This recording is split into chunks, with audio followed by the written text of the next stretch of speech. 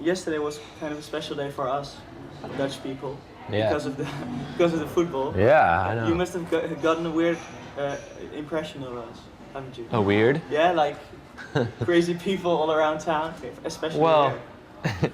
yeah. I mean, it was exciting to be here for that. It's amazing that it lined up. Yeah. But we've been traveling around Europe and gotten to see how, passionate people get about it. And we were in Germany when they won the quarterfinals, and yeah, it's so interesting to me because I grew up playing football growing up, and I really loved it. But then it was never something we watched because in America they just don't like it there for some reason, which I don't understand. Yeah, you already have like 4 big sports, like Yeah, basketball. But I mean, I think it's the best sport, so I don't understand why people don't watch it there more. So coming here and then getting to see people like so excited about it, and we watched the game at the venue. They had it projected on the big screen. It was full of people, and everyone was just so happy, and everyone was hugging and patting each other on the back, and it's just really nice to see like a country have something they can bond over like that, and in such a universal way. You were playing afterwards, after. Yeah, well, we were I think supposed to play during it, but we postponed it because we wanted to watch the game. But when did you yourself stop playing football? In high school. For what reason? Yeah. I think just too much time, because I was doing it. I wasn't playing in school. I was playing it in on the side, leagues on the side, because I'd been doing it for so long and continuing on that. And I actually did. I played in high school for our school's team, maybe 1 semester or something, but it was pretty bad. The team was pretty bad, and you were too good. I wasn't a part of it, and I was starting to play music. Mm-hmm. Were you already living in Berkeley then? No, I grew up down in Southern California, around Santa Monica and Malibu. You know those places? And then I went to school in Berkeley, so that's to go to college. I moved up there. Can you describe what situation you were in when you started recording Talking Through Tin Cans? Yeah, it was. Those were the first songs I'd ever written, and I moved to Berkeley and left home for the first time, and I guess I just was trying to figure out what I wanted to do with myself.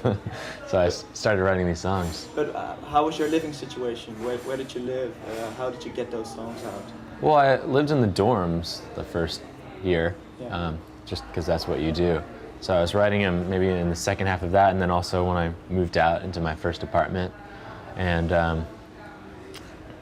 I guess those songs were very much just kind of a snapshot of what was happening back then, and going through a relationship and things like that. And I guess just thinking about how I could portray those things musically for the first time, because I'd never really thought about writing songs. I didn't think I could until I wrote one. Yeah, how much of it was a scream for attention, that album? Or was it not? It wasn't really at all. It was more just, I really felt like it was my means of expressing myself and kind of getting some of those feelings out and getting peace, finding some peace in them. I guess it's kind of selfish in that way. I just wrote the songs for myself, and I had fun doing it. While playing music, were you never tempted to cross the bridge to San Francisco, to the Oh no, city? We did that all the time. Actually. Okay. We played in San Francisco more than Berkeley, because Berkeley doesn't really have that many venues.